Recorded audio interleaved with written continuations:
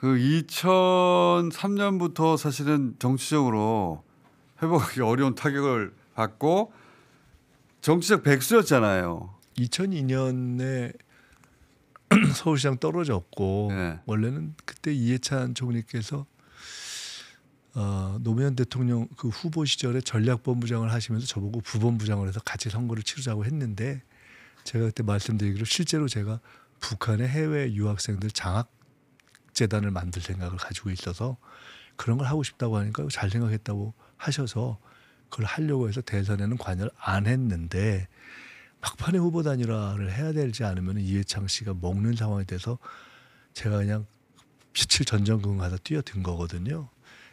무리가 있었죠. 네. 그래서 다 이해창이 된다고 하는 상황을 뒤집으려고 그때 이제 하다가 그게 이제 저에게는 큰 상처도 되고 그래도 후보 단일화를 하고 근데 전혀 생각도 못했던 지지철회라는 것이 일어나고 그걸 통해서 제가 이게 정치공학이 아니라 국민의 힘으로 되는 거구나라는 생각이 그때 제가 이제 뼈저리 깨달음을 얻게 되고 뭐 이런 것이 있는데 그날 이후로부터 저는 얼굴을 들고 다니지 못하는 백수가 한 된 18년 거죠. 고생하셨어요. 18년.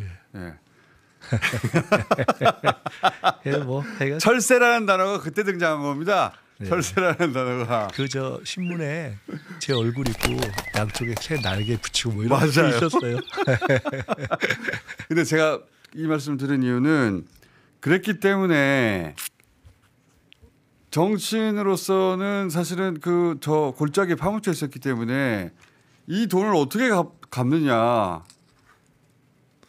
생활인으로서 그게 제가 표적 사정을 그때 2번을 당해봤는데요. 그래서 총 10억 이상을 갚아야 했다면서요. 10억 이상을 추징금에다가 그다음에 이자 계속 쌓이고. 증여세. 근데 추징금은 그냥 딱 고정액인데 이게 전두환 씨 같은 사람들이 추징금을 안 내버리잖아요. 네. 그래서 중간에 그게 없었는데 그걸 내게 하기 위해서 동일한 돈을 추징도 매기고 거기다가 증여세도 하는 제도가 도입된 거예요. 근데 그 증여세를 중과산을 하는 거예요. 그게 한 달이 지나면 3% 돼서 예를 들어 1,000만 원이잖아요. 그럼 제가 500만 원을 갚아요. 그럼 그 500만 원에 다시 1% 쌓여. 그러니까 도는 거예요, 이게 매달. 계속 올라가 계속. 실제로 제가 거기에 했던 그게 저 표가 있는데 네. 내야 됐던 증여세가 처음에 1억 2천이었는데 실제로는 제가 2억 1천을 냈어요. 나중에. 그러니까 중간에 막 내도 올라가니까 미칠 것 같더라고. 그래서 저게 1억 7천 내도 계속 올라가는 상황에서 못 견뎌서 우리 어머니 집을 담보로 이걸 내가 나중에 우리 어머니한테 말 잘해가지고 내가 물려받으면은 이걸 싹 갚겠다. 그걸 조건으로 분납하자고 세무서에 가서 얘기를 했는데 얄짤없더라고요. 분담을 안 된대요. 그래서 방법이 없어서 추징도 있고 세금도 있고 등등한데 일단 저 세금의 덫으로부터는 벗어나야 되겠다. 그 총액이 얼마입니까? 결국 다 누진돼 가지고. 그러니까 저게 제가 말씀드린 게 원래는 내야 될 게 1억 2천인데 2억 1천을 낸 거예요. 손을 낸 거고. 그래서 하다가 마지막에 1억 7천 정도 되는 1억 4천 정도가 될 때 그거를 방법이 없으니까 그땐 제가 뭐 신용 상태도 안 되니까 누가 신용 불량자였다면서요. 때문에 또 법적으로 하자고 김민석 의원이 신용 불량자 생활을 했다는 게. 그때 또 국회의원이 아니니까. 게다가 1,000만 원씩 14사람한테 제가 아는 사람들한테 부탁을 할 수밖에 없는. 이 빚의 고리를 끊어야 되니까. 안 그러면 일단 계속 중과산이 되니까 감당을 거지. 못 하니까요. 이거는. 그래서 그때 제가 보니까 이 한국의 그때 제도가 이게 성실하게 내는 사람을 이렇게 잡는 제도더라고요. 이게. 그래서 그 지인들한테 안 되겠다. 나 여기서 끊어야지 해가지고 1,000만 원씩 14명한테. 네, 그걸 먼저 해서 그러니까 뭐. 그래서 한 번에 갚았군요, 그걸. 왜 영수증이 똑같냐? 너무 당연한 거예요. 동일한 이자 그때 이자를 후하게 쳐줬어요, 제가. 왜냐하면 이자 싸게 하면은 그것도 무슨 정치자금이라고 할까봐. 그러니까 비교적 당시 시중가보다 조금 낮게 해서 이자까지 다 계산해서 하고. 그다음에 이거 5년으로 하고 원금 다 갚고 이자는 계속 갚아나가고 혹시 원금이 안 되면 연장하자. 그러니까 지인들한테 1,000만 원씩 14명한테 나 이거 이자만 갚는 것으로는 도저히 버틸 수가 없다. 계속 늘어나서 한 번에 다 갚게 1,000만 원씩만 빌려다고 해서 다 모아서 한 번에 갚고 갚아야 네.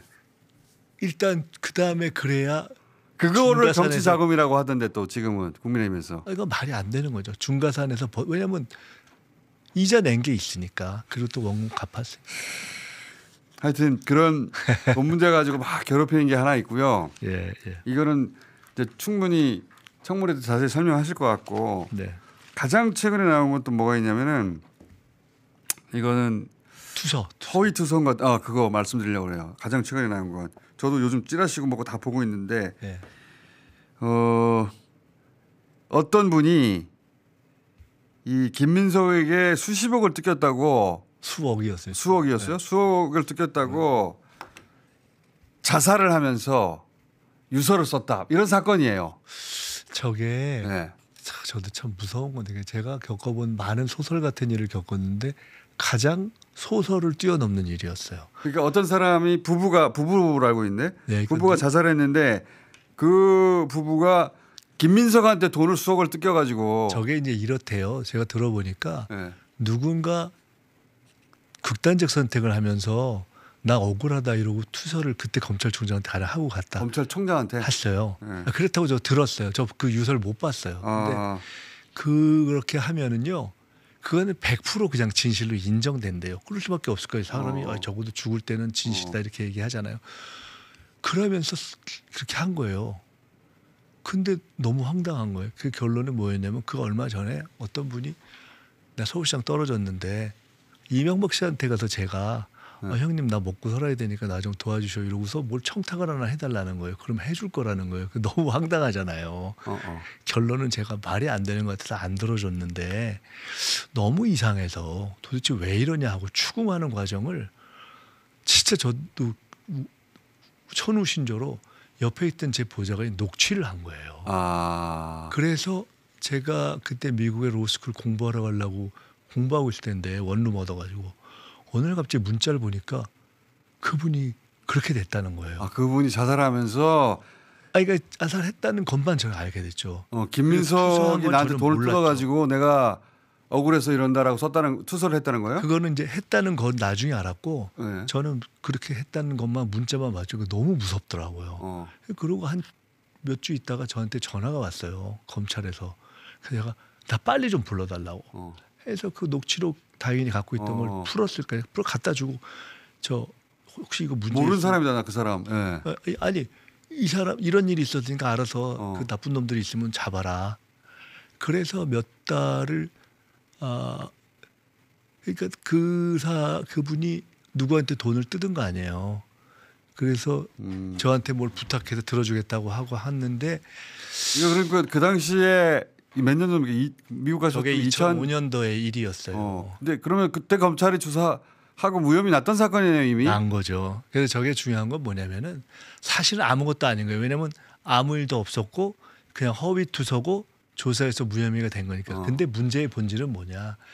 그 이후에 검찰이 저를 또 표적사 정보 막 할 때 네. 이것저것이 안 나오니까 저걸 또 끌어다 투서를 언론에 흘린 거예요. 그러니까 자기들이 조사에서 무혐의가 나온 투서를 제가 그래서 그때 화가 났었던 게 검찰이 아니면 아무도 모르잖아요. 그렇지. 그래서 그 투서를 월간조선에 난 거예요. 제가 너무 화가 나서 치워주세요. 직접 말하고 있는데 이거. 예. 그래서 제가 저때 너무 화가 나서 새벽에 그걸 보고 화가 나서 나가서 그 기자회견을 했는데 그때 제가 잘못했어요. 권력의 개라 그랬는데 해방 이후에 권력의 개라는 표현은 처음 썼대요. 제가 권력의 개. 권력의 주구라고 했어야 되는데 그래서 원래는 그게 불기소 사건으로 되는 거, 불구속 기소로 되는 것이 그때 검찰이 발칵 뒤집혀서 제가 구속됐다가 결국 이제 나왔는데요. 그리고 알겠습니다. 그건 또 그래서 저는 저거는 아주 나쁜 짓이죠. 이거는요. 그 학위 가짜다 이런 얘기도 있어요. 제가 아무리 그래도 제가 미국하고 중국에서 석사하고 박사하고 미국 변호사하고 중국에서 학위했는데 뭘 이렇게 공부를 많이 하셨어 근데 할 일 없어가지고 하다 보니 그렇게 됐어요. 하다 보니까 시간이 남아가지고 뭐 집 있으면 뭐 전세금 털어서 공부하고 뭐 이렇게 하다 보니 이렇게 됐는데 시간이 남아가지고. 그 저도 하긴 보니까 시간이 많이 남으셨지. 18년 동안 있었으니까요. 근데 이제 저도 최근에 들었는데 중국에서 뭐 공부하고 이런 것이 어떻게 이게 가능했냐. 그때 제가 2008년도에 잠깐 원외 최고위원을 할 때거든요. 네. 그거 갖고 시비를 하는 모양이더라고요. 근데 사실은 제가 그거를 아유 이 사람들이 청문회 나가서 얘기하면 그때 그냥 얘기해 줄까 하고 있었는데 오늘 그냥 말씀 좀 드릴게요. 저도 이제 찌라시도 보고 네, 검찰이 아니라 언론이 뭘 집중하는지 보고 있는데 네. 찌라시는 진짜 온갖 얘기 다 나오잖아. 진짜 말도 안 되는 소리. 예. 근데 그 중에서 그 학위 이거 검증해봐야 했는데 가짜다 이런 얘기가 있어가지고. 아니 사실은 이제 제가 뭐 미국의 케네디 스쿨에 가서 석사학위를 한번 했고요. 예. 그다음에 미국 이제 로스쿨에서 박사학위면서 미국 로스쿨은 논문 쓰는 데가 아니니까 하고 이제 시험 봐서 변호사가 됐고 중국의 로스쿨 석사도 그거는 논문을 썼어요. 그러니까 아마 그것도 뭐 칭화대. 검토하고 있을 거예요. 칭화대도 예, 칭화대. 세계적인 대학인데. 네, 근데 이제 문제는 뭐냐면 그때 한국에서 최고위원을 하고 있을 때 원외니까 월수금 회의를 할 텐데 어떻게 그때 그걸 가느냐. 했냐. 근데 사실은 그때 그걸 같이 했어요, 제가. 두 개를. 그게 이해가 안 되는 일인데 제가 참 무리한 일을 했는데요. 공부도 하고 그것도 했어요. 월수금에 아침 회의를 하고 네. 7시 회의를 하고 8시, 9시 비행기를 타고 진짜? 왔다 갔다 일주일에 한 2번씩 왔다 갔다. 그 앞에 칭화대에 제가 학교 기숙사가 코딱지만한 게 작은 기숙사가 있는데 거기 있으면서 에어차이나 그때 아침에 에어차이나 가면 사고? 한 달 정도 쿠폰하면 되게 쌌어요. 진짜 몇만 원짜리. 와. 그렇게 해서 일주일에 2번 월수금 회의를 한번 하고 한 2번씩 왔다 갔다. 방에서 월수금 회의를 하고 나머지는 회의 끝나고 난 다음에 비행기를 타고 어떤 날은 월요일 날 하고 가고 어떤 날은 월수하고. 그래서 그 학위를 땄다고요? 그 수업을 다 했어요. 다 하고 시험 다 보고. 이야 지나친 과잉 학력에다가 진짜. 사실은 그때 그래서 그게 아니 미국 변호사를 왜 따셨어요? 미국 변호사는. 사실은 제가 원래 정치를 처음에 하려고 했던 게 아닌데 선배들이 그때 이제 87년 이후에 이부영, 장기표, 김근태 이런 분들이 정치할 때 그걸 도우려고 하다가 젊은 사람도 하나는 해야 된다고 해서 했는데 그 뭐 젊어서 갑자기 되니까 뭐 돈이 있는 것도 아니고 처음엔 선배들이 다 도와준다 했는데 이게 딱 시작하고 나니까 아무도 신경 안 쓰더라고요. 그러니까 힘들게 정치했죠. 근데 나중에 게다가 정치자금법 이런 걸 좀 몇 번 당하고 보니까 일단은 첫째는 내가 혹시 그때는 이제 제가 정치할 거라는 다시 돌아올 거라는 전망이 없잖아요. 그때는 못 돌아올 가능성이 높았죠. 높았죠. 근데 네. 혹시 돌아오더라도 그냥 내가 벌어서 하고 두 번째로는 미국에 대한 공부를 하는 데 있어서 법 공부를 하는 게 미국에 대한 이해를 하는 게 제일 도움이 되겠다는 생각이 들어서 꼭 미국 변호사를 해서 뭐 그야말로 흔히 얘기하는 뭐 미국 변호사로 로펌에 가서 하고 뭐 이러기에는 나이도 너무 들었어. 좀 쉽지 않다고 생각했는데 그래서 저는 로스쿨 가고 미국 변호사에게 상당히 도움이 많이 됐다고 봅니다. 미국에 대한 이해를 하는 데 있어서. 그래서 제가 미국 헌법과 형사소송법에 대한 관심이 뉴저지주 변호사죠. 네. 이재명 정부의 가장 큰 특징이 뭐가 될 겁니까? 보시기에. 저는 대통령님께 그런 말씀을 드렸는데요. 저희가 집권하기 전에도 원턴 원치 않던 새 정부의 6개월은 외교 통상에 전력을 기울이는 시간이 될 수밖에 없을 것 같다. 외교 통상. 왜냐하면은 경제와 민생을 살려야 되는데 어려움도 풀고 투자도 하고 뭐 여러 가지 해야 되지만 가장 큰 틀이 국제 경제 질서의 변화 속에서 결정이 돼 버리잖아요. 트럼프 대통령과의 관세 협상도 결정이 되고 그 큰 틀을 결정하는 대전략의 결정과 타결을 대통령이 국가 최고 전략가로서 국가의 운명을 짊어지고 하게 되는 거예요. 그래야 하는 거죠 지금. 네. 그런 엄청난 운명적인 이제 사명이 있는 거예요. 그래서 저는 대통령의 모든 에너지가 거기에 집중될 수 국내 정치가 아니라 없다고 봅니다. 국제 이 정세 속에서 이 외교 통상 이게 그리고 미국, 일본, 중국, 러시아, 북한을 다뤄야 하는 숙제가 김대중 대통령이 IMF 때 상대했던 미국, 일본, 중국, 러시아, 북한보다 복잡해요. 국제 경제 질서도 더 복잡해요. 그리고 전체 상황을 해결해야 되는 것이 그걸 해결해야 나머지가 풀려요.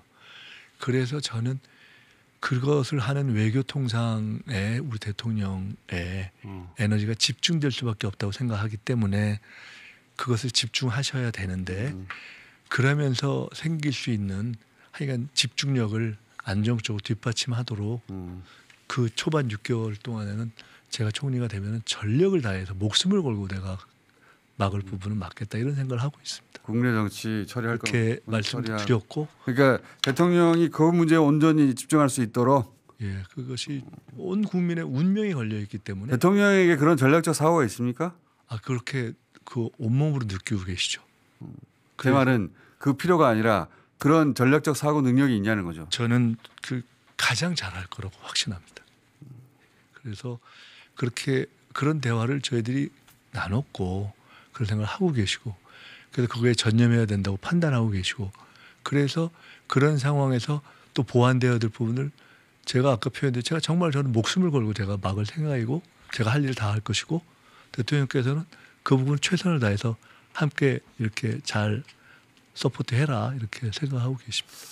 그 가장 어려운 6개월을 대통령 가까이서 이제 위기를 극복해 가는 과정을 보셨을 것 같은데 그 본인도 정치적 고난을 직접 오랫동안 겪었던 사람으로서 여러 정치인들의 흥망성쇠를 보셨잖아요. 예. 이재명 대통령의 특장점은 뭡니까? 문제 해결 능력일 거라고 봅니다. 저는 그리고 처음보다 점점 더 신뢰를 많이 쌓아갈 것이다. 이렇게 생각하고 그다음에 이게 정치를 하면서 우리도 제가 말씀드렸지만 동갑이고 같은 학번이잖아요. 근데 이게 제가 더 나은 점을 인정하고 그렇지 않으면 그 리더십을 인정하기가 어렵잖아요. 맞아요. 근데 제가 인정하거든요. 어떤 점에서 인정하게 된 거예요? 전에도 그런 모습 굉장히 좀 그 뭐랄까요 흥미로운 커플로 봤거든요. 제가 왜냐하면은 잠깐만 요 얘기만 할게요. 한 사람은 중학교 고등학교도 못 나왔어요. 한 사람은 과잉학벌이에요. 하다 보니까 그렇게 된 거예요. 저도 처음부터 그러지 않았어요. 근데 어느 순간 두 사람이 같은 나이 같은 학번인데 만나가지고 굉장히 합이 좋은데 어쩌다가 저렇게 됐지? 궁금했거든요. 그것 좀 설명해 주세요. 첫째는 철학적 결이 같아서 그런 것 같습니다. 제가 아까 말씀드린 저는 2002년에 그 경험 이후로 18년을 거치면서 딱 하나 남은 게 있다면 결국 제일 중요한 게 모든 정치공학과 전략이 아니라 국민이다라는 생각을 뼈저리게 하고 근데 대통령의 철학은 한마디로 얘기하면 결국 국민이 한다는 거잖아요. 그 철학의 결이 같기 때문에 민주당의 당원 주권론에 대한 생각도 100% 일치하고 가야 될 방향에 대해서 그게 하나 있고 그러다 보니까 또 개인적으로 무슨 개파적 이런 걸 안 하는 그 결도 같고 동년배인데 통상 이야기하는 86세대에 지금까지 지적됐던 여러 가지들에 있어 비교적 조금 약간 다른 스타일이 있는 것이 하나가 있고요. 근데 이제 더 중요하게는 제가 그런 선상에서 쭉 일을 하면서 합을 맞추면서 제가 리더십을 인정하는 이유는 이 사람이 리더가 맞다라고 인정한 게 어떤 대목이세요? 제가 김대중 대통령 때 꼭 상의를 안 드렸는데 지나고 나면 판단이 비슷했다 하는 느낌을 가질 때가 많았어요. 그래서 제가 이재명 대통령께 그러는 걸 많이 느끼거든요. 전혀 어떤 거는 큰 틀만 논의하고 디테일 서로 얘기를 안 했는데 서로 같은 판단을 한 경우를 많이 뒤에 본 거예요. 거의 동시에 같은 얘기로. 그런데 제가 왜 리더십을 인정하냐? 저보다 판단이 빠르고 저보다 결정이 신중해요. 신중한데 어떻게 빠르죠? 판단이라는 것은 직감적인 게 있는 거죠. 그렇죠. 사실 딱 보고 감이라는 게 오잖아요. 그렇죠. 근데 그렇다고 해서 꼭 바로 그때 결정하지는 않잖아요. 그렇죠. 검증하지 않습니까? 그러니까 저도 비교적 그런 감이 있다고 생각하는 편인데 돌이켜 보면 여러 가지 사안들에 있어서 가령 우리가 중도 보수론 이런 거를 제기한다든가 하나의 예예요. 또 다른 여러 가지 사안들에 있어서 저희 내부에서 결국은 저희 당 전체에서 가장 판단이 빠른다는 생각을 한 적이 많아요. 이재명 대표가 예를 들어 금투세 정책에 있어서 금투세 같은 것들을 뭔가 손을 봐야 된다라는 것을 내부에서 그렇게까지 민감하고 중요하게 생각 안 할 때 먼저 문제 제기를 했어요. 근데 그 먼저 생각하는 그 차이가 꽤 앞인 거예요. 근데 제가 별로 문제를 느끼지 못했던 때 문제 제기한 경우가 많아요. 그러니까 저보다 빠른 거죠. 물론 어떤 경우 때는 제가 더 먼저 생각하는 이슈들도 있을 수 있어요. 근데 그런 중요한 이슈들에 대한 본능적인 직감이 빠른 경우가 많고 근데 최종 결정을 하는 데 있어서 저도 비교적 신중하게 하려고 좀 저도 꽤 보수적인 판단을 하는 사람이거든요. 특히 선거를 이런 거 할 적에는. 근데 대통령은 어떤 결정을 해야 되는 데드라인에 마지막까지 10의 결정을 되면 9.99까지 씁니다. 스타일이. 훌로 마지막까지 쓰고 또 하나는 늘 소위 레드팀을 두는 게 습관이 돼 있는 분이에요. 그래서 꼭 하고 자기가 듣고 싶은 얘기만 듣는 게 아니고 항상 레드팀을 지정하고 꼭 레드팀을 이야기를 마지막에 청하고 가급적 토론이라는 게 일방화되지 않도록 하는 분위기를 만드는 것의 중요성을 아는 분이에요. 근데 저는 그것이 어떤 과정을 통해서 저분이 저런 식의 리더십 스타일을 익혔지 하는 것을 생각해 볼 때가 있는데 어쨌든 성남과 경기도지사 도정을 통해서 그런 걸 한 것이고 영어 도우랑 많이 당했으니 그런 것도 네. 있죠. 근데 물론 이것과 다른 예를 들어 과거에 계곡 문제를 해결하는 그런 어떤 현장 돌파력 이런 것은 별개입니다. 그런 것은 이재명 특유의 많이 사람들이 그러니까 대중적으로 접한 하나의 영역이 있는 거고 네. 제가 말씀드린 제가 지켜보면서 가까이서 본 다른 영역인 거죠. 이건 오히려 조금 더 실제로 리더십이 높은 차원에서의 얘기 최고 지도자로서의 걸 보면서 감이 빠른데 최종 결정을 듣지 신중히 하고 레드팀의 글을 꼭 듣고 그 사실은 어렵거든요. 그게. 어렵죠. 어려워요. 이건 많이 사람들의 결정 과정을 보는데 마지막까지 시간을 풀로 쓰기가 어렵습니다. 그 전에 하는 경우가 많거든요. 근데 그 마지막까지 쓴다는 것의 의미는 마지막까지 자기 판단을 열어놓는다는 뜻이에요. 그러니까 내 판단이 어느 정도 직갑이 있지만 경우에 따라 그걸 변경시킬 수 있다고 열어놓고 그것을 할 수 있는 제도로서의 레드팀이라는 것에 자유를 주고 저는 그것을 가장 핵심적인 말씀대로라면 정말 훌륭한 리더인데 의사결정 과정이 굉장히 그것이 중요하다고 생각합니다. 그래서 그거는 저는 이렇게 표현돼 같이 일했던 상당수의 사람이 저는 그 점을 인정하는 것이 아닌가 이렇게 봅니다. 정청래 의원도 비슷한 얘기를 하긴 했어요. 예. 다른 방식으로 표현하긴 했지만 쭉 다른 사람 얘기를 듣고 다른 사람이 하는 얘기를 듣는 걸 보고 있으면 이게 먹혔구나 설득됐구나 생각하게 될 만큼 경청해 준다는 거죠. 그게 이제 마지막까지 듣는다는 얘기죠. 물론 그렇게 해서 경청해서 변경시키는 경우도 있고 다 듣고 자기 생각대로 하는 경우도 맞아요. 있겠죠. 근데 그건 뭐 당연한 거죠. 그거는 그치. 고집이 아니라 종합적으로 들어봐도 자기 판단이 더 맞을 수가 있을 때 그렇게 하는 것인데. 근데 그 마지막까지 듣는다. 그런 거죠. 근데 굉장히 중요하고 저도 성격이 때로는 경험을 통해서 제가 좀 천천히 결정하지 원성격은 급하기 때문에 네. 생각은 그렇게 하면서도 빨리빨리 마음을 정하는 경우가 있는데 우리 대통령 그러니까 대표 시절에 보면은 안 그렇더라고요. 제가 본 이재명 대통령의 장점들도 많은데 그거 제가 명미어천가라고 몇 번 했는데 근데 제가 같이 정치를 한 동료는 아니다 보니까 그 동료들이 본 가장 가까이서 본 정치가 이재명의 장점 뭔가 그게 궁금해서 여쭤본 건데 한 가지만 더 말씀드리면 닥죠. 그게 중요한 거라고. 맞아요. 그러니까 이게 토론을 하는 이런 과정에서 어둡지 않기 때문에. 맞아요. 그거 참 신기한 대목이에요. 인생 전체가 고생이 많은데 굉장히 밝아요. 기본적으로 밝고 이렇게 긍정적 포지티브하기 때문에 명랑한 사람입니다. 네, 그러니까 그래서 제가 한마디로 얘기하면 이재명은 유쾌한 토론가다. 제가 그렇게 얘기를. 지금 G7 가가지고 다른 정상들을 만날 때 표정을 잘 보시면 명랑해요. 약간 개구진 면이 있습니다. 개구진 게 있죠. 그래서 아까 이제 잘할 거냐고 보셨는데 잘하는 거 외엔 대안이 없어요. 잘 해야 돼요. 그래서 무조건 제가 이런 얘기를 하는 겁니다. 야당도 한 2년은 좀 봐주고 도와줘야지. 못하면 그다음에 평가하면 되잖아요.